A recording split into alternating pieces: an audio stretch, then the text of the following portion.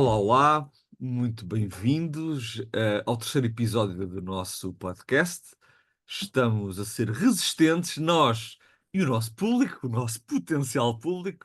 Já vamos aqui no terceiro episódio, eu e o Márcio, e hoje estamos aqui para trazer aqui uma vez mais dois temas que, no fundo, se desdobram. São dois tópicos que se desdobram noutros. E o primeiro, vamos falar das europeias e o que se segue. Claro, politicamente falando, e depois teremos um segundo ponto, que já lá vamos. Bom, mas europeias e o que se segue, politicamente falando, Márcio, não é? Conta Bom, coisas. primeiro de tudo, olá, olá, boa tarde a todos. Chegamos à terceira edição, que é sempre bom. E que se segue. Epá, se permite só aqui, primeira nota, fazer aqui um balanço Diz, destes, diz. destes últimos 30 dias, epá, que é engraçado porque ao longo destes 30 dias nós vimos renascer o sebastianismo social-democrata e vimos-lo perder a tabela para temido e indignado. Numa, Ah, numa, boa, boa. numas eleições com cadernos de votos materializados e uma região autónoma onde o consenso não existia, mas que agora todos querem negociar. E tudo isto com a só questão das escutas pelo meio. Acho só aqui um pequeno balanço dos últimos 30 dias.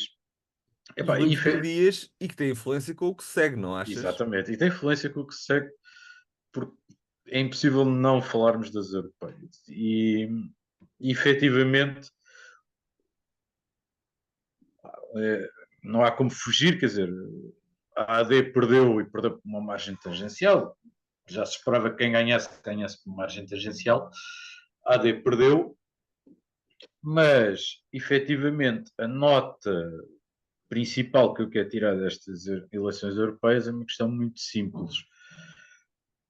Ao contrário do resto da Europa, em Portugal e Espanha, ganhou o centro. No resto da Europa ganhou a extrema-direita. Em Portugal e Espanha, o centro. Isto significa que, relembrando, como dizia Camões, será que efetivamente a Península Ibérica é a cabeça da Europa? Ou seja, está a mudar, estamos a entrar num novo ciclo, que é o ciclo da extrema-direita se tornar um pouco mais moderada e o eleitorado que se revia na extrema-direita começar a rever ao centro. Portanto, claramente existe aqui uns vencedores. Obviamente, há eleições, uns ganham, outros perdem, é impossível.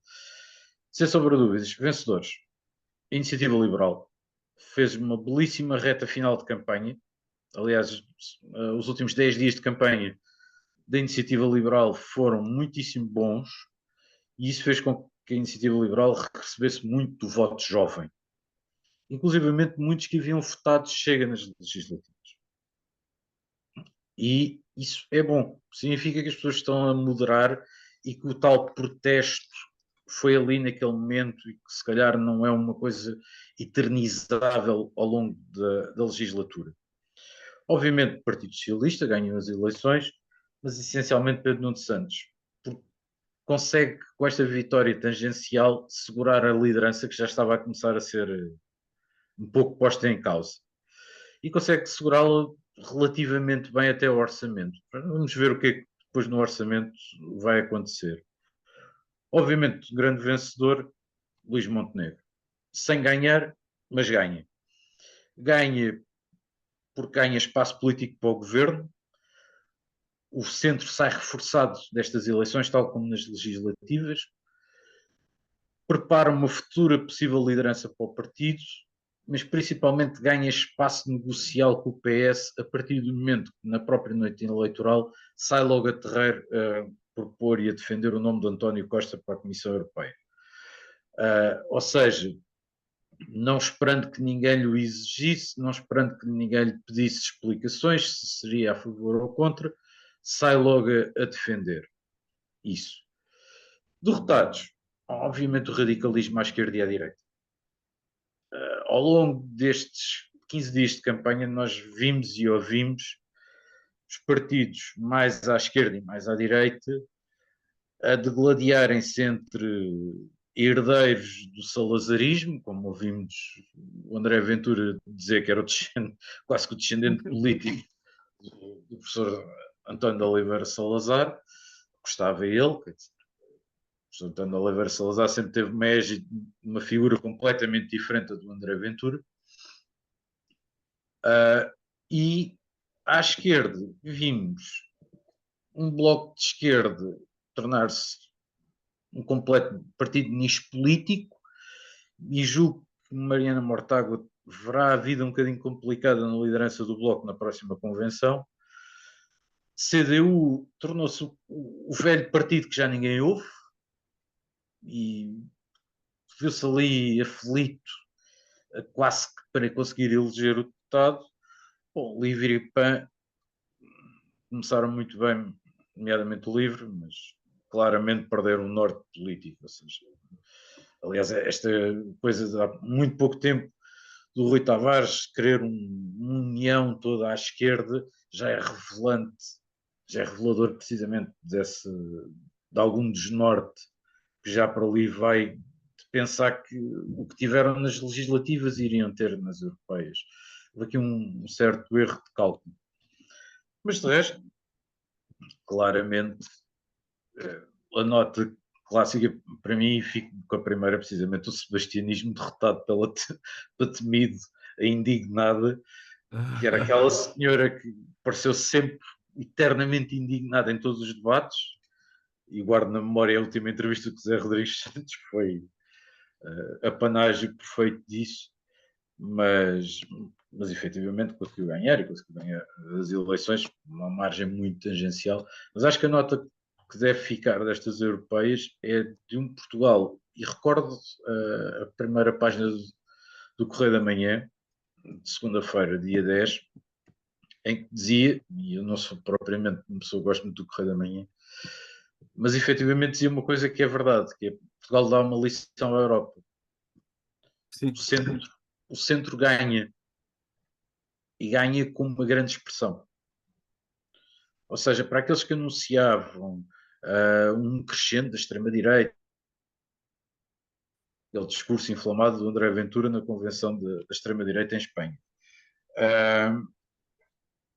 saiu completamente tudo ao contrário do expectável, e tal como havíamos falado aqui, que muito provavelmente o Chega iria ter uma votação muito, muito baixa em relação àquilo que tinha tido nas legislativas. Um péssimo candidato escolhido, aliás, Pedro Tazes, com o embaixador Tanger só em Lisboa, e um ou dois, pelo país fora nem vê-los. Exato. Precisamente porque havia esse desconforto. E isso pagou-se no dia 9. Se me permites, por último, uma mensagem apenas, porque efetivamente, tu, tal como eu, passámos pelas mesas de voto, e fomos testemunhas de uma tecnologia nova que entrou, que faz história, precisamente em 50 anos de democracia, e em boa hora, porque efetivamente notou-se uma diferença, e notou-se que as pessoas estavam extremamente aliviadas por poder votar em qualquer parte do país. Para nós que estávamos nas mesas, claro que estávamos ultra receosos, os testes não foram bons, uma semana antes, mas efetivamente as coisas correram bem, e salvo um momento em que a rede teve um pouco mais em baixo, o resto foi tudo tranquilo, e correu tudo muito bem. Portanto, da minha parte, chuto a bola agora. Ok. Não, epá, eu naturalmente acho que vale mesmo a pena e agradeço-te aqui as tuas reflexões.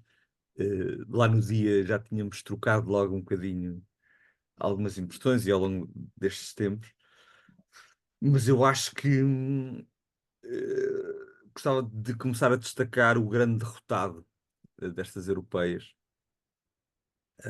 Eu estava com algum receio desta conclusão, ou que conclusão é que eu ia tirar, mas por um lado fico satisfeito por o grande derrotado ter sido realmente o André Ventura. E repara, e aqui não me preocupa, quer dizer, não me preocupa, eu certamente claro que me preocupa, mas isto iria chegar mais cedo ou mais tarde a Portugal, esta direita radical, Quer dizer, Portugal não iria ficar incólume desta tendência toda que vinha à Europa. Quer dizer, um fenómeno que nós chega iria chegar, e esta lógica de partidos unipessoais que também aconteceram à esquerda. Lembro, por exemplo, à esquerda em Espanha com o Iglesias, com o Pablo Iglesias, com Sim, o sim, com Podemos. Podemos. Esse Sim, fenómeno também aconteceu, que vem sim, também, sim. ela é professor universitário, aparece também no fenómeno mediático. Portanto, estes fenómenos também acontecem, e em Portugal também, quer dizer, o LIVRE acaba por ser mais ou menos um partido, Sim, ou em está. certa medida unipessoal, com outra, com outra conjuntura e com outra lógica de construção, mas sim. Mas, objetivamente, estas europeias vieram comprovar a lógica unipessoal do próprio partido e não só, e da forma como o próprio eleitorado que votou no Chega, por exemplo, nas legislativas, olha para o voto no Chega. Não olha para o voto no Chega, em certa medida, no voto no André Ventura, não é só um voto no Chega. Sim. Pode ser um voto de protesto, pode ser um voto no Chega, pode ser um voto no André Ventura. E nas legislativas foi muito um voto de protesto e um voto no André Ventura, não foi necessariamente um voto no Chega e Não, não, no que não, corresponde não. os ideais do Chega, até porque os ideais do Chega têm muito que se lhe diga, porque é ali uma manta de retalhos muito complexa. Mas pronto, nas europeias apesar em termos teóricos, teres um indivíduo que até, do ponto de vista da carreira, é um embaixador ou diplomata, não sei agora precisar, mas um indivíduo com carreira internacional, pá, se fôssemos ver do ponto de vista técnico, até teria perfil, não é? Mas do ponto de vista político, quer dizer, viu-se ali as ambiguidades face às questões, o que ele tinha de confirmar com o líder sobre a questão das famílias políticas, etc. etc. Os pés Sim, pelas mãos esse. que foram postos várias vezes e o eleitorado percebeu isso. E ao perceber isso, aquilo que disseste e que eu concordo, quer dizer, aquele voto da juventude, felizmente não foi um voto permanente. Ou seja, há um voto ali da juventude que pode ter votado no Chega nas legislativas que agora, de uma maneira, procurou ali um voto num líder no espectro da direita, que é um líder mais construtivo e é um líder com outra capacidade de comunicação e de clareza, ah, que é o Coutinho Figueiredo. Sim, sim. Certo. E, ok. Ah, mas que comprova que alguma juventude revê-se mais num espectro de direita. Ah, ou Sim, seja, e sobretudo, desculpa interromper, e sobretudo diz, no espaço da direita, não da direita clássica, não ah, daquela direita, mas de, libera- da de direita liberal liberal. económica. Sim, O sim, neo, ou seja, da questão da iniciativa individual, do empreendedorismo, que eu acho que essa lógica é importante, está ligada também ao estilo de vida de hoje em dia. Agora, isto revela também, uma vez mais, face à juventude, os partidos de centro, centro-esquerda e centro-direita, uma profunda reflexão. E quando tu dizes, e bem, eu concordo, que, e acho que saem aqui os dois vitoriosos de alguma maneira, o PS e o PSD, saem os dois vitoriosos, do ponto de vista da estratégia política. E sim, o Montenegro sai vitorioso do ponto de vista da estratégia política, a nível negocial, etc. E já vamos a essa questão dele ter anunciado o sim, apoio ao Costa. O Pedro Nuno também sai, mas as vitórias trazem desafios. sim, Essas sim. vitórias trazem grandes E desafios. tem já o primeiro, que é a votação do Orçamento de Estado. Exatamente. Estas vitórias não são gratuitas. Mas já trazem desafios que é, pá, eles têm que pensar, e já há algum tempo que têm que pensar, desde que surgiu o Chega e o André Ventura, e este crescimento todo, e então estas últimas eleições legislativas, trazem estes desafios, é como é que se vai dar a volta de voltar a trazer, então, a juventude a acreditar nos partidos que sempre governaram, nos ditos partidos tradicionais, como é que os partidos tradicionais se reinventam se reinventam do ponto de vista das propostas, dizer vale a pena acreditar em nós, e de alguma maneira o PSD tem procurado fazer isso. O PSD e a Sim. AD têm A procurado AD, dar alguns sinais não, a AD tem no sido uma sentido da lefada de ar juventude. fresco. A AD tem sido uma lefada de ar fresco nesse sentido. O, o PS, o Pedro Nuno, pá, foi um líder da juventude socialista, etc. Tem ao lado dele antigos líderes da juventude socialista, só que eu acho que ele incorre num erro, e é não despir um fato que é o fato de quem estava ainda na JS. E quando se está na JS, podemos dar ao luxo de ser um bocadinho mais, e vou usar o termo radical sem qualquer tom pejorativo, um bocadinho mais radicais nos nossos valores, nas nossas intervenções, pá, que é um bocadinho mais a matriz dele. Ele é uma corrente mais de socialismo democrático e menos social-democrata, ali dentro do PS, ou seja, é uma corrente mais à esquerda. Portanto, pensando que o PS, e isto teoricamente é correto o que eu vou dizer, o PS tem o socialismo democrático clássico, tem sociais-democratas lá dentro e depois tem os, digamos, sociais-liberais, no fundo, são o que se pode chamar a corrente mais moderada do PS, que são tipo as correntes dos democratas norte-americanos, como o Obama e etc., e afins, que no fundo são figuras eh, como o Francisco Assis, como o Sérgio Sousa Pinto, etc., sim, que no fundo têm uma visão mais moderada. E há este espectro dentro do PS. Tal e qual como o PSD evoluiu também para a social-democracia, evoluiu à sociais-democratas, mas existem indivíduos com um pendor neoliberal do ponto de vista económico. Portanto, sim.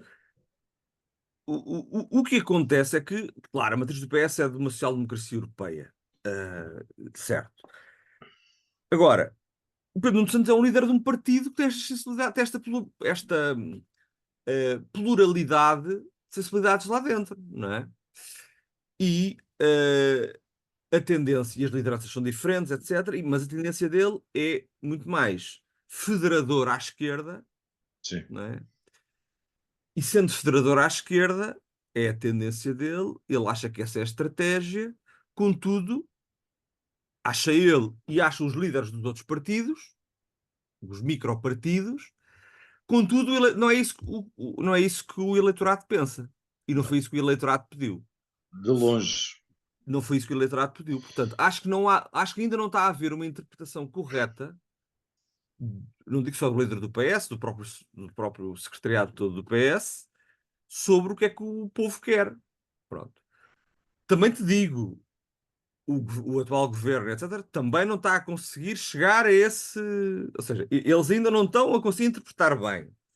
E aqui a questão é: como é que é possível as famílias europeias, as duas famílias europeias, chegarem a acordo para os órgãos europeus, na Europa, a von der Leyen, o António Costa, e que vai ser o nosso segundo ponto, e há um terceiro nome que eu agora não lembro o nome, que tu vais-me ajudar, como é que chegam a Uh, acordo? E depois nós cá no Burgo andamos nesta luta fraticida, quando não é fraticida, mas é um mas é bocado, quase. é Mas é quase, quase. quando o nosso eleitorado já disse várias vezes, epá, vocês entendam-se, porque se não se entenderem, nós somos obrigados, ou das duas uma, ou a abster-nos, ou a ir votar em franjas. E neste caso, a franja da esquerda já não resulta, vamos para a franja da É direita e direita. vamos aqui para um populismo. Pronto. E é assim, ou a malta se entende, é assim, não é preciso haver cá coligações. Já há anos que se fala nos ditos pactos de regime, na justiça, na Sim, saúde, na segurança social e na economia. E eu falo na economia porquê? E não temos que ter medo de falar na economia, porque a economia pode ser um motor fundamental. E o próprio Nuno Santos, quando se candidatou agora, sendo ele economista, ele próprio diz que é preciso mudar o perfil da economia e cruzar a economia com a ciência e a inovação. E nós temos neste momento um Ministro da Educação e Ciência que é um economista e que é um homem da inovação. Pá, haveria aqui capacidade de economia ser um motor, mudando o perfil de especialidade da nossa economia, como o próprio Pedro Nuno Santos tem dito. Para quê? Para depois nós podermos alimentar, no bom sentido, o nosso sistema de proteção social, saúde, educação e proteção social. Isto para quê? Pá, tu sem economia depois não consegues ter proteção social. E lá Claro. está, conseguires ter um Estado social mais robusto. E as coisas têm que andar a par. Porquê? Porque nós temos carolas, pá. Nós temos carolas na economia. Nós temos grandes empresários, nós temos grandes inovadores, alguns deles, e tu sabes, com a quarta classe, durante estes anos de Sim, sim, sim. democracia e antes, e outros, felizmente com a evolução, com grandes qualificações que foram conseguindo criar novas ideias. Infelizmente alguns tiveram que, para ter uma carreira, emigrar. Quer dizer, e acho que o centro-direita e o centro-esquerda já era tempo de se conseguirem entender em impactos de regime. E claro, e a questão da justiça é fundamental, e aqui uma nota muito positiva para a Rita Júdice. Acho que é uma independente do espectro da área do PSD, muito capaz, que fez aqui um trabalho de contributo nas questões daqui da corrupção, mas não só, que foi buscar contributos não só aos partidos, mas como aos sindicatos, a todas as áreas da justiça, com boa capacidade de comunicação, com grande capacidade técnica e também política, com menos experiência partidária, mas com capacidade política, que me parece uma pessoa, uma das melhores ministras deste governo. E que uma boa justiça, uma boa reforma da justiça pode depois agilizar tudo o resto, tal como a reforma da administração pública também, mas isso é aqui outra questão que nos vai levar mais longe. Portanto, pá, como é que lá fora é possível e cá dentro não é? Pá, os partidos de centro têm aqui, ganharam, mas têm aqui um grande desafio, pá. Tem, tem, Eu já tem. ando a dizer isto há algum tempo. Por fim, Tem. uma nota, claro, para os verdadeiros. Pá, pá, a Marta Temido que ganhou naturalmente. Espero que ela tenha grau de evolução, porque realmente aquele tom de quem é um bocadinho mais radical à esquerda, não lhe fica bem. Ganhou, pá, pela grande executiva que ela foi, Sim. concordando-se mais ou menos, mas pela capacidade de trabalho que ela tem. Ela tem um perfil executivo, não tem um perfil tanto para isto. Espero que ela tenha muito sucesso e, claro, e foi uma mulher que mereceu com certeza ganhar. Pá, e o Sebastião teve um bom resultado. Teve um bom resultado. E tem margem, tem muita margem Tem, de tem. progressão. E também, como eu disse no último podcast, pá, ele também vai aprender e vai refinar ali algumas coisas. E é uma boa promessa. Espero que ele vai ter tempo também vão ter os dois tempo de se moderar, cada um à sua maneira. Porque Exato. vai ser bom, cada um à sua maneira, se moderarem, porque são dois bons ativos e não foi à toa que foram escolhidos. Porque tinham bons predicados, cada um à sua Sim, maneira. sim.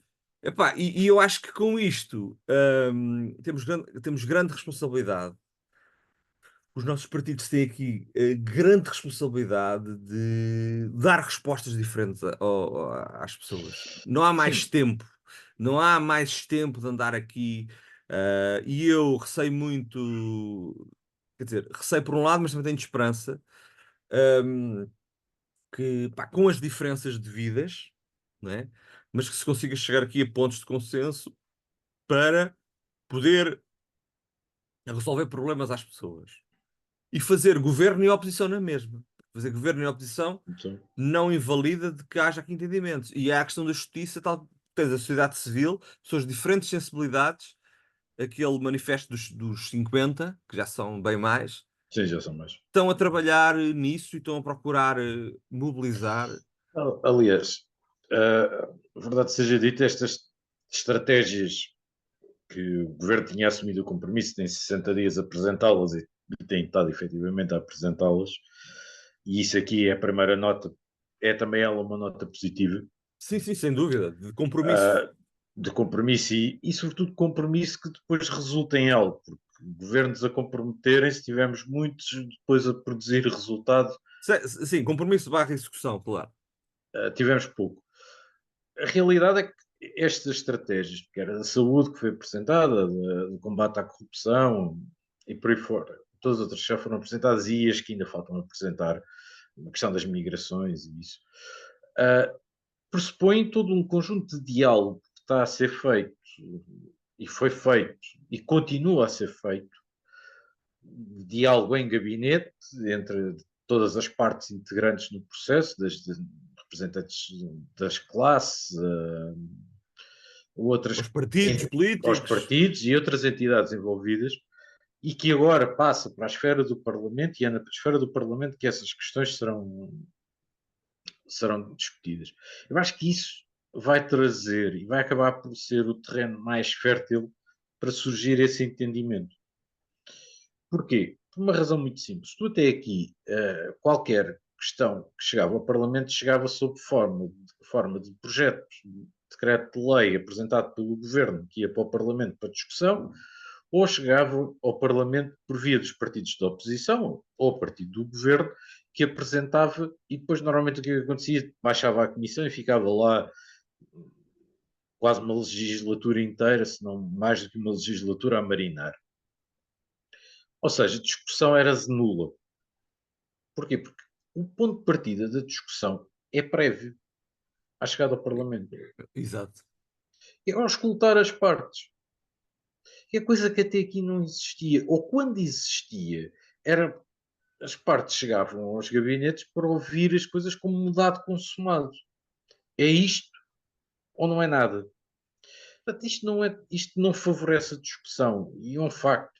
Nós tivemos muitos anos, e vários governos que sistematicamente, isto independentemente da cor política, Sem dúvida, sem dúvida. nós tivemos vários governos que cometeram repetidamente o mesmo erro.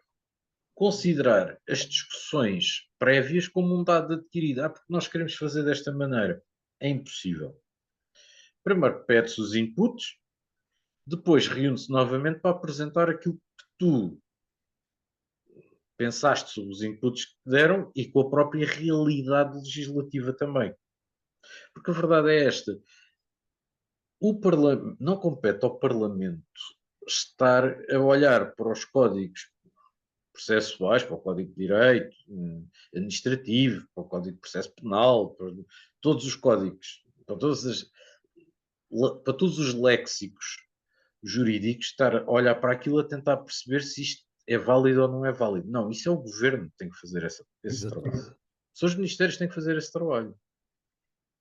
Para quê? Para depois acontecer aquilo que tem que acontecer efetivamente, que no documento, quando chega ao Parlamento, ou é aprovado ou é chumbado, não interessa, mas quando é aprovado, passa a Diário da República e é transcrito para lei e e entra em funções.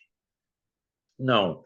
Depois vai para o Tribunal Constitucional, porque depois um grupo requer a fiscalização preventiva, depois o outro acha, depois vai outro a seguir dizer que a fiscalização preventiva está errado e andamos aqui num ping-pong E depois nunca mais.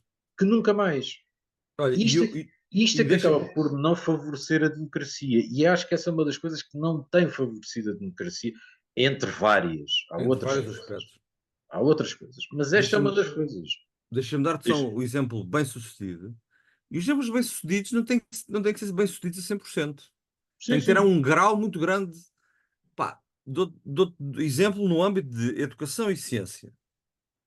Pá, o Fernando Alexandre tem já dois casos bem-sucedidos, ou pelo menos muito bem encaminhados. O primeiro é a questão do tempo de serviço dos professores, que Sem já sombra de previamente, dúvidas. politicamente, já estava alinhado, já se sabia, ok? Sim. Politicamente já estava alinhado, o que é que ele foi fazer? Foi fazer com as estruturas representativas do setor. Portanto, ele pega, Exceção feita à FENPROF. Mas já lá vamos claro, pronto, porquê. já podemos lá chegar, naturalmente, pronto. Mas o que é que ele faz? Ele chega e em tempo Recorde. muito rápido, praticamente recorde, Sim, sim. consegue chegar a entendimento. As intervenções dos sindicatos todos é uma intervenção de que, claro que não se conseguiu os 100%, pá, conseguiu-se os E era, 80%, os e era, 85%, e era mas toda a impossível. gente percebe isso. Sim, Mas sim. toda a gente percebe isso. Só não percebe quem não quer, e a FENPROP já se percebe porquê, porque a agenda é aquela. Dou-te outro Exato. exemplo. Outro exemplo, igualmente bem encaminhado, no âmbito de educação e ciência, que foi a reunião com a malta da ciência, com as estruturas da ciência. Sim, sim. A mesma coisa. Fizeram-se reuniões não está fechado, foi só inicial, Não, mas as primeiras declarações foram são muito no positivas. bom sentido Sim, e sim. mais, e digo-te uma coisa, e pegaram na última proposta do anterior governo e Sim, começaram a trabalhar a partir dali. E as primeiras declarações vão no bom sentido. O que é que eles disseram? Disseram que havia ali coisas ainda a afinar, mas que tinham ali uma boa expectativa. Ou seja, há aqui um ministro que está a fazer um tipo de trabalho que para mim me chama a atenção. É um trabalho de envolvimento dos setores, de ir de encontro a uma estratégia de diálogo, onde já se percebe à partida que quem vai sabe que provavelmente não é possível corresponder às expectativas todas, mas chegar a um ponto de equilíbrio e negociar é isto. E ele deixa, parece-me que ele deixa logo isso claro desde o início. E isso é logo bom, não é estar a criar ilusões de parte a parte. É, vamos exatamente. aqui fazer o melhor que é possível, porque há limitações orçamentais. E por outro, é não deitar fora o trabalho que foi feito Vai anteriormente. atrás. Aliás, a própria estratégia para o combate à corrupção é um belíssimo exemplo disso. E pronto, Que tu a tinhas, Rita, a Rita Ju disse a mesma coisa, eu tu tinhas, parece-me. tinhas introduzido há pouco mais de 2, 3 anos um pacote legislativo pelo do governo António Costa. E introduzido um pacote legislativo, portanto, com medidas de combate à corrupção, em que muitas dessas medidas ainda nem sequer tinham entrado Em vigor. em, em pleno em vigor. Pá, e nesse capítulo, e muito bem, o governo resistiu à tentação que muitos outros governos não resistiram, de pegar naquilo só porque foi feito pelo governo anterior e mandar para o lixo. Exato. Não pelo contrário. Mas medidas que foram consideradas positivas e que os setores foram chamados a proclamar sobre elas e disseram, não, efetivamente estas medidas podem vir a ser positivas, essas medidas foram mantidas. Outras foram ampliadas. Melhoradas e. Outras foram Claro. ampliadas, percebeu-se? Porque também, entretanto, convém não esquecer que qualquer medida judicial pressupõe que tenha que haver um reajuste do Código de Processo Penal. Há mesmo. A não ser que a medida se ajuste ao Código de Processo Penal que já existe. Mas, por norma, tem que haver depois uma alteração. Portanto, e nós não tivemos uma alteração ao Código de Processo Penal assim há tanto tempo quanto isso. Nós tivemos uma alteração há cerca de 4 anos, coisa que o valha. 4, 5 anos. Portanto, entrar estas medidas, tentar fazer as coisas de maneira a ser o mais eficazes possível, de fazê-las entrar e efetivamente, quando chegarem ao Parlamento, porque como é lógico, vão chegar ao Parlamento, serem aprovadas rapidamente. Exatamente. Não ficar ali numa discussão eterna, que era o que acontecia, porque quando se discutia, e pouco, as coisas no gabinete, e depois os documentos chegavam ao Parlamento, o que havia era uma pressa enorme de fazer baixar os documentos à Comissão, para tentar à última da hora, em cima do risco, mudar qualquer coisa para depois dizer, eu consegui, não, o meu partido conseguiu, o meu partido Exato. conseguiu. Não, mas eu, repara, mas E pronto, nós isso estamos a eu acho ver que é isso. eu acho que isso é extremamente positivo estar a ser feito. Nós estamos a ver isso nesta fase, mas repara, eu já tenho feito esta crítica, que desde o início Sim, houve ali uma dificuldade do governo, ainda que, como eu dizia assim, a brincar e a sério, né? A brincar, mas a sério, encher a boca de diálogo e tal, mas aquilo estava a ser um bocadinho em cima do joelho. Agora, por exemplo, há aqui ministros que eu vejo que têm esta capacidade. sim, Mais ministros, mais uns do que outros. Eu sim, dou- Mais uns do que outros, epá, por exemplo, eu dou-te o exemplo. Pronto, eu acho que ela não tem. Depois há ali questões pessoais e depois há ali questões de também alguma falta de comunicação. Embora ela até fale bem, a Ministra da Saúde já cometeu ali umas gafes, tem ali umas incompatibilidades com o antigo diretor executivo. Eu acho que ela até tecnicamente pode ser uma pessoa competente. Pá, mas aquela gafe, claro que há sempre o lado de ser mal interpretada.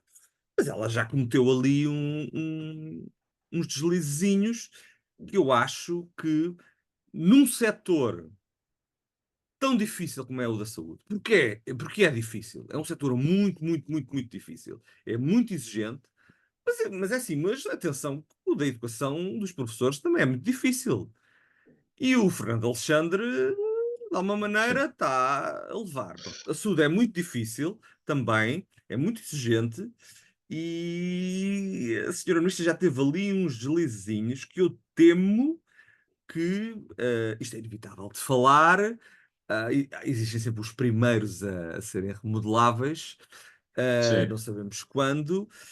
Pronto, é preciso ter atenção. Já foi nomeado diretor executivo Do do Serviço Nacional. SNS. Sim, sim. Pronto, isso é importante esses cargos. Não é um cargo fácil, mas a senhora tem que ter, Nada. a senhora tem que ter atenção ao que diz. Por outro lado, por outro lado, existe também a questão da administração interna, que não é um setor fácil, que é um setor que está muito escudado ali por algumas forças, não forças ocultas, porque elas são mais do que evidentes, não é? Ali Não, promovidas um bocado ocultas ali não por, são. por Chega, não é? Que estão ali com muita força. Eu acho que ela é tecnicamente muito boa, Sim. mas não é politicamente. Ela nota-se ela alguma dificuldade a falar com a comunicação social, mas isso ganha-se com o tempo. Sabes porquê? Porque eu ainda me lembro do Mário Centeno no início, as primeiras vezes que falava em público de Sim. comunicação social. Portanto, isso é uma coisa que se ganha com Sim, o tempo. mas olha que Com o também tempo. as últimas declarações do Mário Centeno também não trouxeram grande Não, não, não, benefício. não ouvi. Epá, mas melhorou bastante comparado com essas primeiras. Mas Não, percebes o não. que eu estou a dizer? Percebo, percebo. Mas a questão da administração interna, ainda bem que chamas a atenção, levantas essa questão, é uma questão engraçada. Porque na questão da administração interna, nós temos a assistir, ou melhor, sabe-se que é o que se está a passar, é uma questão muito diferente da relação dos professores. E aqui também revela um bocado a postura dos representantes da classe. No caso dos professores, efetivamente foi patenteado, foi dito, ok, que a disponibilidade financeira não existia disponibilidade financeira neste momento para fazer face a uma reposição a 100% do tempo de carreira, em termos salariais. Ok. Havia disponibilidade para uma reposição de 25% a cada ano na totalidade da legislatura. E da parte dos sindicatos houve, exceção feita à FENPROF, como é lógico, a FENPROF nunca assina acordo nenhum, aliás, o líder da FENPROF até hoje nunca assinou um acordo de concertação social na vida Mas na dele. prática, se chegasse a hora da verdade, ele nem de acordo com ele próprio estaria. Mas pronto, isso é outra Exatamente. questão. Ah, portanto, mas anuíram, aceitaram, e o que é um facto, o acordo efetivou-se e será levado a cabo. Na parte da administração interna está a haver um problema. Claro, não existe disponibilidade financeira para, e foi dito pelo governo, isto que eu vou dizer não são coisas ditas a baixo volume, que estavam ouvido para ninguém ouvir. Não existe disponibilidade financeira da parte do orçamento para fazer face às reclamações na totalidade daquilo que os representantes Eu também acho que da não é classe possível mesmo. exigem. Aliás, e aqui vou às declarações de Mário Centeno veio logo a correr dizer Yeah. cuidado com as despesas, cuidado com as despesas. E, efetivamente tem razão, cuidado com as despesas. Mas houve da parte do governo uma proposta de um montante que, comparado com aquilo que ganhavam, já é uma subida simpática. E da parte das associações das classes, houve de algumas abertura para começar a negociar essa mesma verba, das outras houve uma pressão enorme logo para rejeitar qualquer acordo. Portanto, ou recebemos, ou a lógica de ou recebemos a totalidade daquilo que exigimos ou não recebemos nada. Aí eu É o peço tudo imensa ou desculpa. nada. Ou tudo ou nada. Eu peço imensa desculpa, mas o tudo ou nada, norma em negociações, eu não quero parecer aqui o Trump, o art of the deal, dele, mas isso efetivamente nisso, ele e toda a gente que trabalha na área empresarial sabe perfeitamente uma coisa. Quando tu tentas negociar algo com alguém e vem-te logo a questão do tudo ou nada, não dá. Não dá, não. Não dá, não há negócio possível. Okay? O negócio é a junção de duas partes Claro. envolvidas. Portanto, uma para ganhar, a outra tem que ceder e vice-versa, para se chegar a um entendimento. Porque, como é lógico, uma associação representativa de uma classe, como é lógico, chega lá e diz: Ok, eu quero ganhar, acho que nós devíamos estar a ganhar mais 700 euros.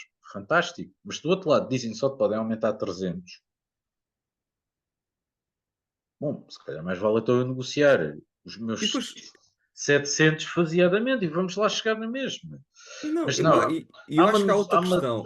há de fazer logo pressão e vamos logo com uns argumentos muito ao estilo, pronto, de quem representam. ah, Pá, e efetivamente eu não acho que isso traga grande benefício. E a verdade é isto, é a verdade é esta, a senhora Ministra da Administração Interna tem uma vida muito, muito complicada É difícil. E digo-te nesse já, campo. e isto para as Negociar com aquelas pessoas, pessoas não está a ser fácil. e isto para a maioria das pessoas que assistem, para o resto do povo, as pessoas pensam, epá, então, mas. Uns entendem-se e os outros não. Como Não, é que mas isto é possível? porquê? Não, mas Exato. epá, eu digo-te já, quer dizer, será que é comparável entre forças de segurança? É equiparável o trabalho de uns e o trabalho de outros? Questiona-se aqui, e eu não sou, de longe não Sim. sou especialista na área. Sim. Não, mas Eh, a questão de se ter aumentado a Polícia Judiciária e não ter aumentado a GNR e PSP, Acho que o momento foi mau, para já, na minha opinião. o timing foi O timing péssimo. foi mau. O A forma como se montante, abordou a questão o, foi má. Mas, a o posteriori, montante e o não querer, e quando foi feito, tu até podia, o ministro podia ter aumentado, o José Luís Carneiro podia perfeitamente ter aumentado a Polícia Judiciária, que, aliás, nem sequer depende da área dele, é do Ministério da Justiça, mas podia ter aumentado a Polícia Judiciária e não ter aumentado a PSP e a GNR por manifesta falta de capacidade negocial. O problema é que não houve sequer negociação. pois nem sequer se falou. Nem sequer se falou. Aquilo, E isso é que é grave. É, isso gerou. é aumentar-se sem chamar as outras partes a negociar, porque eu posso aumentar como membro do governo, para uma coisa, quer dizer, vamos ao Ministério da Saúde. Eu posso estar a negociar aumentos salariais com os médicos, aumentos salariais com os enfermeiros, aumentos salariais com os auxiliares De e formas independentes.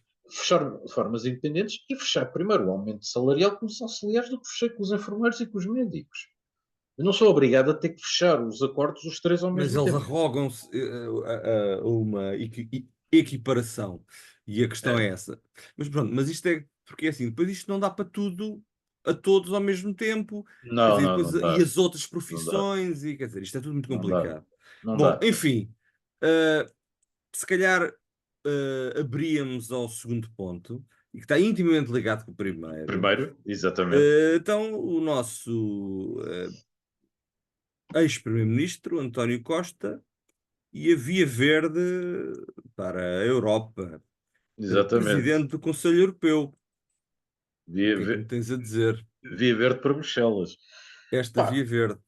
esta via verde, efetivamente, não foi uma via verde muito, eh, aparentemente muito fácil. Esta via verde já se sabia, já se falava, quer dizer, desde as últimas legislativas que falávamos disso. O próprio Presidente da República não tinha sido propriamente silencioso sobre esse tema. Nada, ele Recordo, nunca é. nada, nunca é. E não foi, e aqui também não foi. Não recordo o discurso logo da tomada de posse, que isto é um governo, o Primeiro-Ministro foi eleito para governar a legislatura até ao fim, quer dizer, houve logo ali um condicionalismo de chamar a atenção. E o que é um facto, Costa, a meio deste percurso, abdica ao momento-chave, que é o momento de abdicar da liderança da Internacional Socialista, em prol de Pedro Sánchez, de Espanha. E logo aqui percebeu-se. Ok. Porque Costa era o líder socialista mais bem posicionado para ser líder da Internacional Socialista. E passá-lo a Pedro Sánchez, percebeu-se perfeitamente, ok, tudo bem, eu dou-te uma, tu apoias-me para ali. Portanto, logo aí ficou demonstrado que, efetivamente, de todos os primeiros ministros que estavam ou que estariam à data das eleições, Se António Costa tivesse continuado como primeiro-ministro, efetivamente António Costa seria aquele que reunia provavelmente a melhor das condições a par do Ursula von der Leyen. O outro nome seria o ex-primeiro-ministro da Holanda, mas já há muito que se falava que seria candidato a secretário-geral da NATO e aparentemente será, neste momento, numa lista única a liderar a NATO. Portanto, eram as três figuras mais consensuais que estavam e, efetivamente, Costa recebe esse tipo em boa hora. Goste-se de António Costa, não se goste, mas tem que se reconhecer a competência para. Como primeiro-ministro, foi um primeiro-ministro que soube sempre ser dialogante. Se depois o resto do governo foi dialogante ou não, isso já é outra, já são outros 500. Mas soube ser dialogante. Soube ser mais ou menos congregador de alguns consensos. E isso, como Presidente da Comissão Europeia, é chave. E, verdade seja dita, traz talvez aqui uma hipótese de criar uma Europa um pouco mais sensível a outras questões que não aquelas que têm vindo a ser postas. Uma das questões que estava a ser muito levantada dentro da Comissão Europeia, ou dos líderes europeus, em relação a António Costa, que podia vir a ser um impeditivo, seria uma questão, para mim, um bocado errada, e muito provavelmente foi levantada mais por uma questão de má percepção do que outra coisa, que é a questão, efetivamente, do apoio de António Costa à causa ucraniana. Porquê? Por causa dos tempos da geringonça. E do facto de termos, do PS ter estado de braço dado com partidos que A, não gostam da Europa, B, que adoram a Rússia e que não gostam do que se está a viver na Ucrânia, no sentido da Ucrânia se estar a defender. E, portanto, essa questão foi levantada e essa questão foi rapidamente esclarecida. Depois havia uma outra questão, essencialmente levantada pela questão pelo lado italiano, que era a questão de possível corrupção e de. Voltamos aqui à questão das escutas telefónicas, quer dizer, nós em Portugal vivemos aqui um momento chato, que é perceber que qualquer um de nós pode estar sob escuta e que, bom, então, mas o que é que acontece às escutas telefónicas quando elas não têm interesse para o processo? Ou seja, elas não Pois, têm interesse para o processo, é para destruir. Aparentemente não têm interesse para o processo, mas mas vamos publicá-las. e vão para a mão da comunicação social quando dá jeito. Exatamente. Portanto, eu acho que há aqui uma questão, mais cedo ou mais tarde, e espero que mais cedo do que tarde, mas mais cedo ou mais tarde essa questão vai ter que ser abordada por quem de direito no que diz respeito a isso. Mas efetivamente eram as questões que estavam em cima da mesa. Uma outra questão, que eu acho que espero que a próxima Comissão Europeia tenha em cima da mesa, é a seguinte: França e Itália estão a entrar em processo de incumprimento de déficit, tal como nós entramos Pois. a partir de 2002. França com um déficit acima dos 5,5%, Itália com um déficit a rondar os 7%. Não estou a ver, neste momento, o Sr. Macron preocupar-se minimamente com o déficit, tem umas eleições à porta, das Pois, quais... nós nem falámos do resultado do partido. Mas Que já está agora pre... podes pôr a talho de foice. Posso, por atalho fosse, posso. Primeiro, o Sr. Macron perdeu as eleições copiosamente na França, ver o partido da Sra. Le Pen ganhar com uma margem assustadora, e não só na França, em Itália, o partido da Sra. Meloni também, mas a Sra. Meloni neste momento ainda está naquela fase das boas graças, mas essencialmente na Alemanha. onde, primeiro, o Sr. Scholz viu a CDU, e atenção, não é a CDU de cá, é outra CDU, é a boa CDU, viu a CDU ganhar, o SPD ficar em segundo e muito encostado ao SPD, à AfD, a aliança. E a AfD ter a votação que teve, eu acho que tem que fazer pensar seriamente. E o Sr. Schultz efetivamente vai ter que pensar que se calhar a política social que está a seguir na Alemanha não é uma política muito positiva de todo e que está a alimentar muito a AfD. Claro, toda a gente fica contente de ter sido a CDU a ganhar e não a AfD, portanto, o centro-direita ter ganho, o partido da senhora Merkel, um tipo de partido da senhora Merkel ter ganho e não propriamente a AfD. Isso sim seria muito mais assustador. Mas faz pensar seriamente que nas próximas eleições na Alemanha podemos assistir a uma queda de Schultz. E Pois, se calhar uma queda não tão rápida quanto aquilo que se planeava há 2 anos atrás, sensivelmente. Portanto, não sei o que é que se espera aqui. E depois, nós não podemos esquecer nunca aqui da questão do António Costa e da Europa, que é perceber uma coisa. Portanto, a Comissão Europeia tem esta questão dos déficits, dos processos de incumprimento, mas também perceber uma coisa, quer dizer, com França, com um processo de déficit e com a virar à extrema-direita, como se prevê que vir, não com maiorias, mas será um Parlamento muito dividido, mas com uma vitória que se prevê da senhora Le Pen. E com uma Alemanha também ela a fragmentar-se, a Itália acaba por ser a economia que escapa a isto e que acaba por ter aqui um peso bastante grande dentro da próxima Comissão Europeia.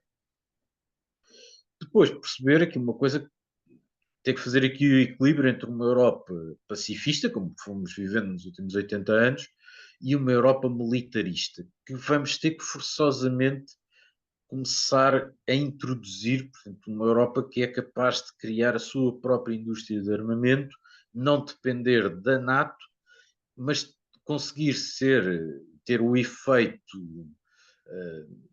suficientemente detrativo sobre a Rússia e os seus aliados, de perceber que a Europa se consegue defender ela própria e que é ela própria uma máquina de guerra. Depois perceber também aqui a questão de Europa com Ucrânia ou sem Ucrânia. E esta também é uma questão que vai ter que ser respondida rapidamente por esta Comissão Europeia. Que pelo meio vai ter que lutar aqui um pouco entre uma Europa dividida entre o populismo e o reformismo que não ocorre. Nós durante vários anos falámos de reformas e reformas e reformas, não só cá em Portugal, mas nos restantes países da Europa, que muitas delas não foram feitas, foram prometidas e nunca cumpridas, mas que efetivamente hoje em dia leva a uma Europa que tem que pensar se é uma Europa de portas abertas e que acaba por ser também ela permissiva à intolerância, ou uma Europa mais controladora de entradas, de imigração, como forma de combate ao inverno demográfico, que sempre se falou que se estava a combater, mas que, por visto, nunca se combateu, mas uma Europa muito mais integracionista. E sempre tendo em mente uma coisa, que novembro será a chave para perceber que a Europa é que vamos construir daqui para a frente, quando sairmos das eleições americanas. Que Europa é que, e, que Europa é que exatamente. vamos ter? Que Europa é que vamos ter?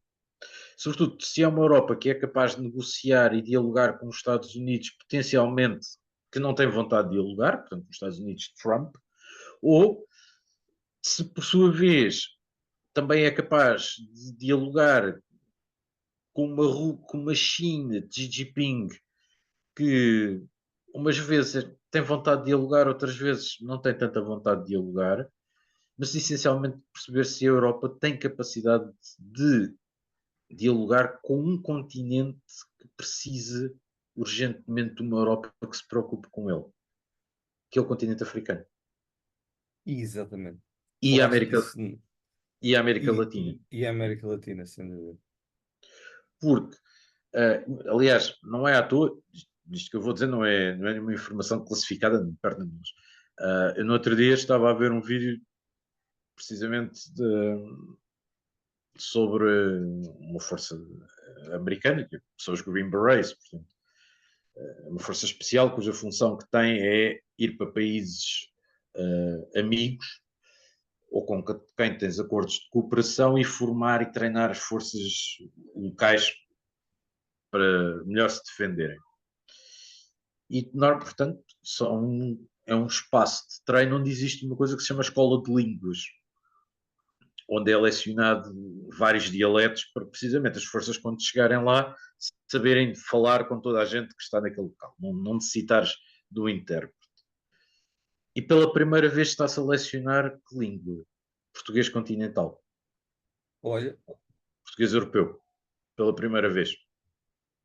Portanto, o que significa que a presença americana em África, através da AFRICOM, que é o Comando Africano Militar dos Estados Unidos, começa a ter uma expressão muito maior sobre os países de pendor lusófono do que tinha até então. Portanto, questões como aquela que se vive em Moçambique, não podemos esquecer que estamos a falar de 800 mil deslocados ainda, só por aquilo que se passa no norte de Moçambique. Essas questões levam-nos acho que a Europa tem que olhar forçosamente. Temos demasiados países europeus com um passado africano enorme. E voltando a uma coisa que falámos, que era as reparações, aquela conversa das reparações, a melhor forma de reparar é efetivamente ir para lá, cooperar. ajudar, cooperá-los, dar-lhes e dotar-lhes dos instrumentos necessários para que possam progredir e crescer. É a literal cooperação para o desenvolvimento. E a cooperação para o Porque, desenvolvimento. porque isso é literalmente é ganho mútuo. Exato. É E aqui ganho mútuo. A Europa aqui tem muito espaço para fazer isso. A Sul, com a África, a Oriente, a começar com a Turquia, que é logo o nosso primeiro parceiro e que nos permite entrada para o mundo, quer do Médio Oriente, quer um pouco mais ao lado, e sermos uma cooperação e estabelecermos algum diálogo construtivo entre os Estados Unidos e estes blocos. Exato. E porque repara, nós, nós podendo nos territórios, nesses territórios,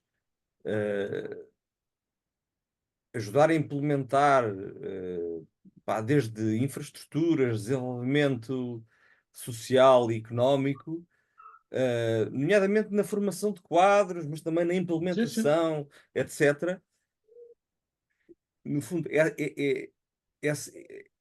essas pontes que se constroem depois naturalmente geram o desenvolvimento local, mas também geram para a nossa necessidade enquanto continente europeu um enquadramento necessário, no caso, migrações culturalmente muito mais bem enquadradas Sim, sim. para corresponder ao nosso inverno demográfico. Porque repara, havendo essas pontes já criadas, o enquadramento cultural de, imagina, jovens que pá, optam por, olha, eu gostava de ir para Portugal, eu gostava de ir para a França, é muito mais fácil o enquadramento cultural para depois poderem, e até funcionários por ciclos de vida, porque às vezes há um ciclo de vida que faz sentido estar uma fase da vida em Moçambique, depois outra fase da vida em Portugal, ou Sim, sim, sim. uma fase a estudar e a iniciar a vida e depois voltar. Quer dizer, é esta circulação que, do ponto de vista social, familiar e económico, pode beneficiar os vários países. Porque quando nós falámos da questão da migração no último podcast, nós precisamos uns dos outros. Agora, isto tem que ser tudo muito mais bem enquadrado Sim. e, e- Não, e para todos. E não para tem todos. sido. Não, não tem sido. E nós temos pontes históricas e culturais económicas com muitos países e nós temos nos virado, quer dizer, todos os países da Europa, cada um à sua maneira, claro que são, algumas histórias são, claro, são histórias coloniais, algumas têm o seu, são pesadas do ponto de vista, pá, mas há coisas que acho que o discurso da reparação é é desenquadrado em muitos Não, é, aspectos. é Eh, completamente o, desajustado. a única coisa que é ajustada é o que já tem vindo a ser feito, é a cooperação para o desenvolvimento, que é o que já se tem feito em vários países e que Portugal tem feito, eu direi, através do Instituto Camões e não só, que tem feito bastante bem, e que nós vamos continuar a fazer, e a Europa pode e deve pensar em fazer isso, e que pode ter aqui boas condições para fazer, e até é urgente, porque repara, hum, é bilateral, a necessidade é É. bilateral, Não, portanto, não. E a questão, quer dizer, com tantas questões, voltando atrás, desde as eleições nos Estados Unidos, ahm, estão para acontecer, e o primeiro debate vai ser sexta-feira, portanto, esse é o primeiro momento epá, já, simpático. isto é num instante. Sexta-feira já é o primeiro debate, às 2 da manhã, vai ser assim uma coisa simpática. Portanto, desde a indefinição que existe daquele lado, passando por toda a indefinição que vai existindo no Sul, na América Latina, passando por o que se vive em África, passando por aquilo que se vive no próprio Médio Oriente, na própria Europa, na questão ucraniana, mas não só a questão ucraniana, a questão ucraniana, como é que tu geres, como é que vais gerir expectativas da Polónia em relação a este processo? Imagina, Estados Unidos, ele ganha Trump, Trump cessa apoio à NATO, ou reduz apoio à NATO, automaticamente quem é que vai manter o esforço de guerra na Ucrânia? Não fossem os Pois, ucranianos com fisgas. Portanto, abdicas da Ucrânia. O que é que vais dizer à Polónia? O que é que vais dizer à Moldávia? pois. Está o baile armado, como se... Percebes? Quer dizer, nós não podemos esquecer a Europa, contrariamente àquilo que o Churchill defendia, que era os Estados Unidos da Europa, defendendo aquele seu discurso de 47, mas, efetivamente a Europa não é os Estados Unidos, nem é uma federação, é um conjunto de países que tem 26 realidades distintas. Presta a ser 27. Porquê? Porque o que saiu, aparentemente, também ele vai entrar aqui em eleições, onde poderão ganhar os trabalhistas pela primeira vez com resultado histórico, que é o caso da Inglaterra, e começar novamente o processo de reaproximação à União Europeia. Porque acho que a Inglaterra já percebeu muito bem, os ingleses já perceberam que o Brexit, para além de ter sido um xerrilho de mentiras, foi um erro crasso e que estava muito melhor cá dentro do que lá fora. Sem dúvida, sem dúvida. Portanto, e percebeu-se perfeitamente. Aliás, não é à toa que o senhor Nigel Farage reapareceu na, na política inglesa. Reapareceu novamente para mentir e para vender uma série de inverdades, mas sujeita-se e arrisca-se a ter um resultado catastrófico que vai explicar-lhe por A mais B que nunca devia ter voltado. Portanto, temos aqui este cenário. Estamos na fase em que, mais uma vez, os moderados têm que ser chamados a construir, porque é o centro que se constrói. E a Europa está precisamente aonde? No centro de todos estes blocos. É o ponto de convergência que sempre foi. Por isso é que a Europa, historicamente, sempre teve essa importância. Foi sempre o ponto de convergência entre estes mundos. E, mais uma vez, aqui, isso está. É uma tarefa herculeana que estamos aqui os dois a apontar ao António Costa e à sua comissão. Obviamente que o Não, é. a comissão continua a ser a van der Leyen, não é? Ele é Sim, o sim, conselho, o é o conselho. conselho. Mas terá um dedo Sim, na, sim. na Aliás, matéria sobre o isto. papel dele é essencialmente diplomático, não é? Exatamente. Mediador, negociador, que eu acho que é o grande argumento É o grande argumento a favor dele. a favor Ah, dele. Os grandes epá, argumentos. e, portanto, tem aqui a hipótese de fazer uma coisa bastante interessante, ser um bocadinho, usando aqui um léxico bastante conhecido em Portugal, exercer a sua magistratura de influências, Exato. exercer a sua magistratura de influências, de tentar sentar estas realidades todas à mesma mesa e produzir aqui alguma coisa positiva. Porque, efetivamente, a Europa tem que, se quer ser preponderante, tem que o ser diplomaticamente, primeiro do que tudo. Como, Claro. como ouvi uma vez um diplomata dizer, a diplomacia é a arte da guerra sem fazer guerra. Exato, é isso. É. E, Mas portanto, olha, e, mas olha, e porque estamos com o nosso tempo já, já já, já, limitado. já E eu para limitado. e eu para terminar, e vou terminando só aqui, dizendo que realmente tenho alguma esperança realmente nestes argumentos e nestas mais-valias realmente do Dr. António Costa. Realmente ele tem bons tem estas boas mais-valias, contudo, vê-se muito rapidamente e percebe-se que esta direita radical que estará com uma grande presença na Europa vai tentar atrapalhar a todo custo, como tentou atrapalhar Sim, claramente em Portugal. Porque não nos podemos esquecer que ele hoje está lá, ou seja, ele estará ali porque se viu, claro, num conjunto de situações, mas se viu numa situação em que acabou por pedir admissão. E gostava de lembrar que ele pede admissão e foi ali um bocadinho por impulso, mas porque surge, porque há ali uma tendência, eu diria, justicialista, e falámos da reforma da justiça e etc. Há ali sim, sim, do nosso Ministério Público, e não é à toa que nós temos este grupo dos 50, esta questão das escutas que tu já falaste, que andamos aqui num autêntico Big Brother, e à conta disto cai um governo e cai um primeiro-ministro e cai um governo, independentemente de todas as outras questões que possam estar associadas. Não nos podemos esquecer disto.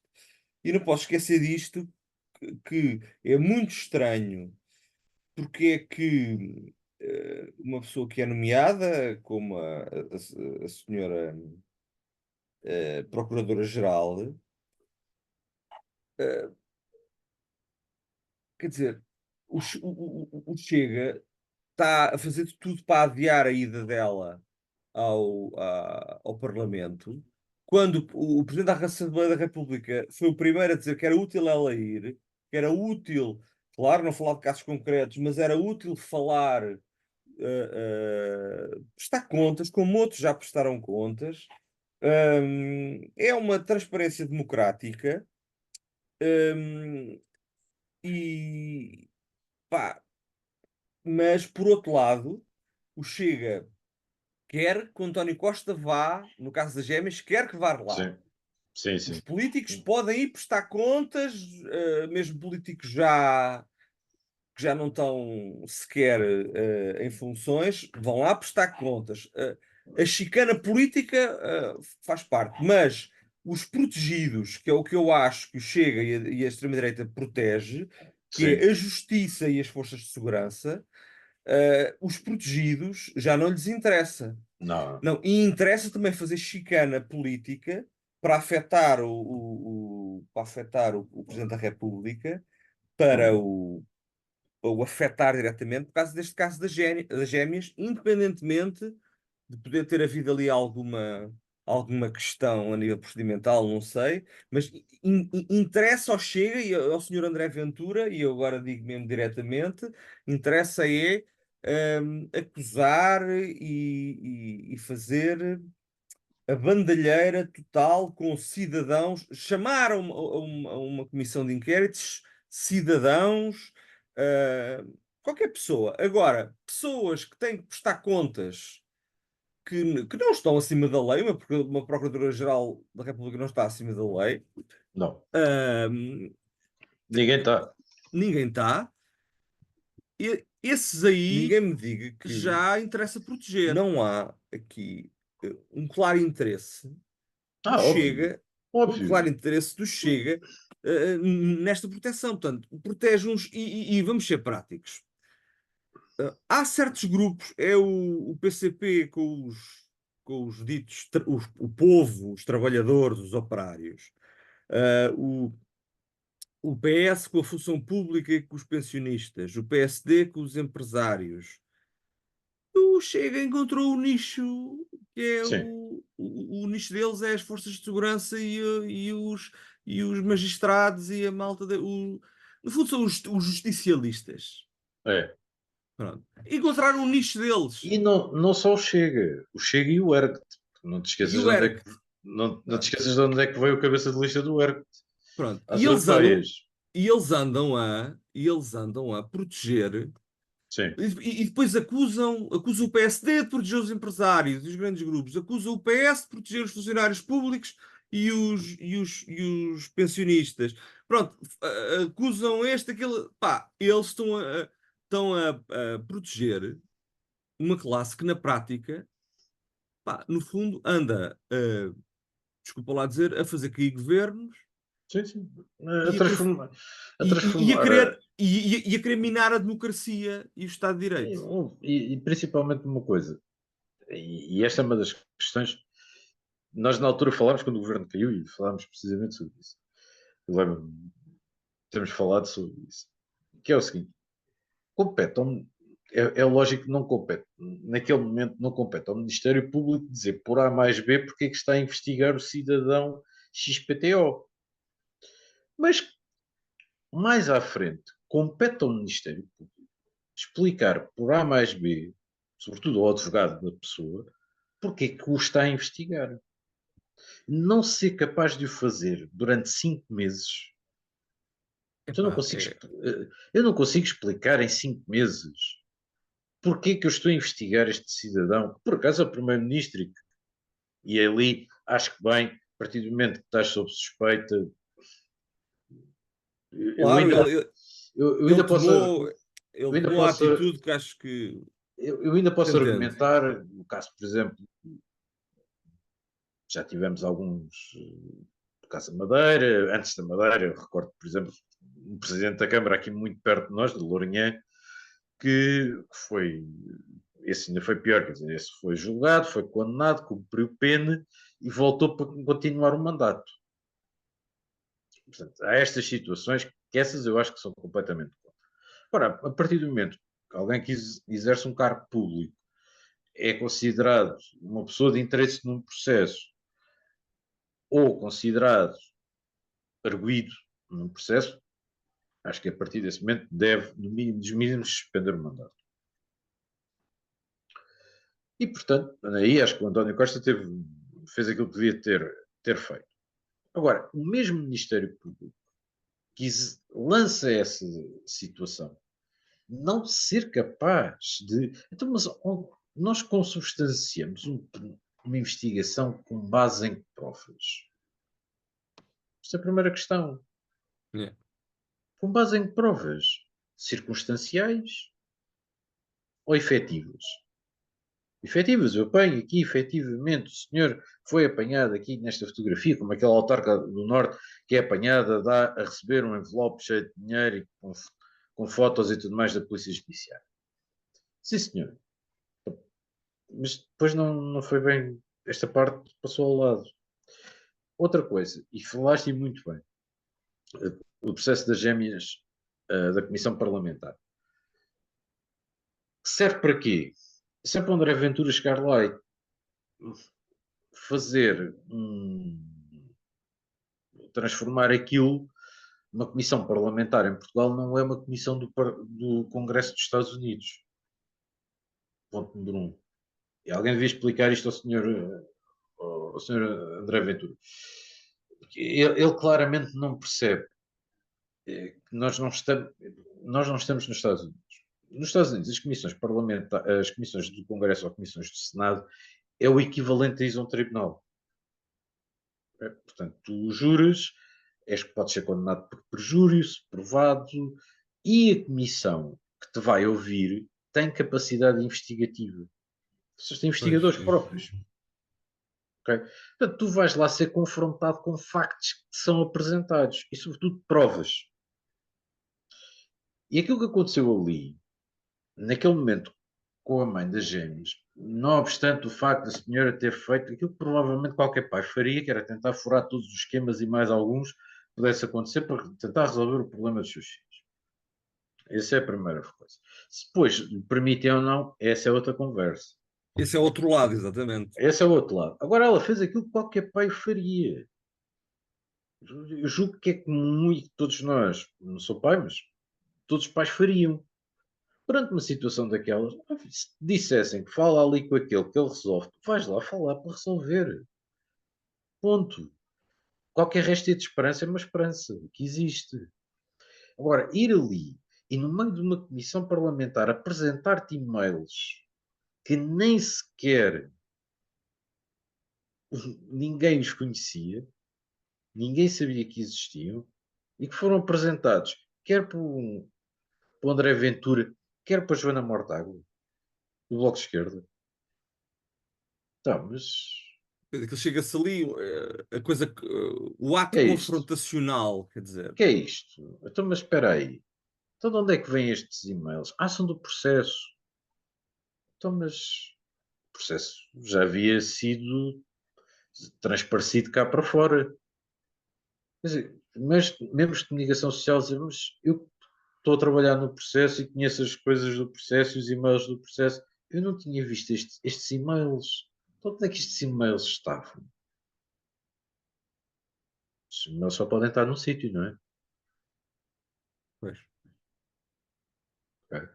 Portanto, e querer fazer disto um circo mediático e depois, quando É chega à isso, é altura, circo mediático. depois, quando chega à altura de não, não, vamos trazer cá a senhora Procuradora-Geral da República, como todos os Procuradores-Gerais da República já foram ao Parlamento justificar coisas, desde Souto Moura, tantos, ir ao Parlamento justificar sistematicamente porque é que a Procuradoria-Geral da República arquivou este processo, porque é que não avançou com as diligências no outro, sobretudo processos mediáticos.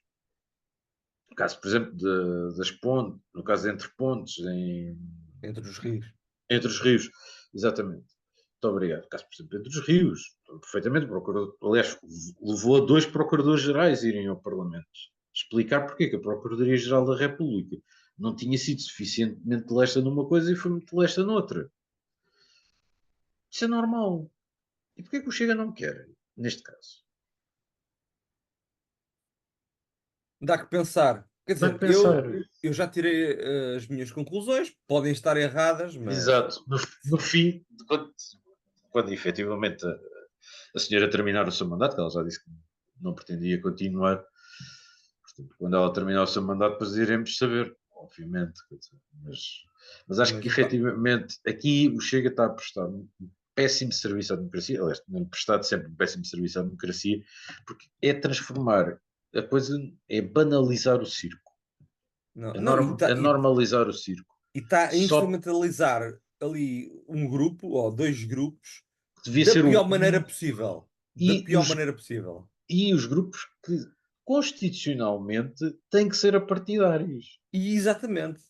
Olha, Atenção, exatamente, sublinhaste uma coisa fundamental. Os que deviam de estar isentos, porque é assim, os professores, os pensionistas, os empresários, os pequenos e médios empresários, os operários e esses, epá, têm direito de liberdade associativa sim, sim, e e de filiação partidária de e tudo. filiação e do que for, não é? Sim, sim. Agora estes, Mas membros de forças de segurança, forças de defesa e membros de órgãos judiciais ou exatamente, judiciários não podem. isto tem muito que se lhe diga. Portanto, Mas é assim, mas cuidado. isto está muito evidente. Tá. Começa a ficar muito evidente, não achas? Acho que em demasia. Mas Em pronto. demasia. Mas pronto. Bem, a ver, vamos. Meu caro, ficas com as despesas da despedida, não é? Bem, bom, fim deste périplo todo das europeias e de Costa com via verde para Bruxelas. Resta-nos começar a pensar no que aí vem. E o que aí vem são as autárquicas, obviamente. Já o virá da esquina. Setembro do ano que vem estaremos todos mergulhados em panfletos, campanhas, boletins de voto, cartazes e 50 mil coisas. E neste campo, permita-me só dizer uma coisa, porque no nosso próprio Conselho já estamos em bateria, as baterias já estão a aquecer para as autárquicas. Ter atenção com uma coisa, cuidado com as obras eleitoralistas. É isso. E com isso, A ver, vamos quanto é que elas depois custam e depois não vamos ter que passar 7 anos sem obra nenhuma para pagar as veleidades do passado, como vivemos entre 2014 e 2023. pois. E com essa mensagem te despedes, não é? Exatamente, com esta me despeço.